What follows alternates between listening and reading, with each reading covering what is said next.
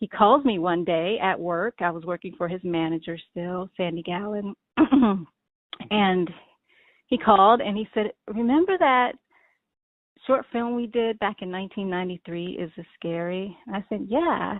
And he said, well, we're going to redo it, and I'm recasting the whole thing, but I'd like for you to come back and do this with me, and you're the only person that I'm asking to come back. So I was like, okay, sure, yeah, I'd love to.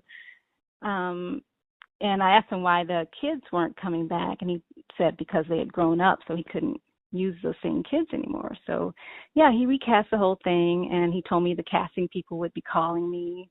And a few hours later, the casting people called me and said, Michael told us to call you, and he wants you to be in this film. So I was like, great.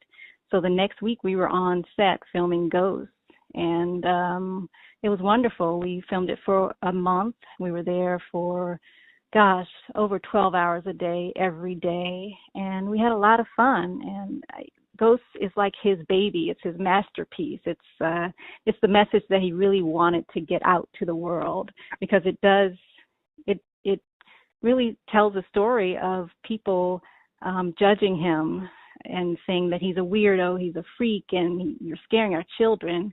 But that's because they don't know him. You know, once you meet Michael and you know him as a person, as a human being, as I said before, you're not going to have those thoughts about him. And that's really what Ghost is about. Don't prejudge someone until you get to know them. You know, sometimes things are a little bit more magical than you thought they were. And being around Michael, you really do start to believe in magic in real life, because he was a magical person. He was a special human being.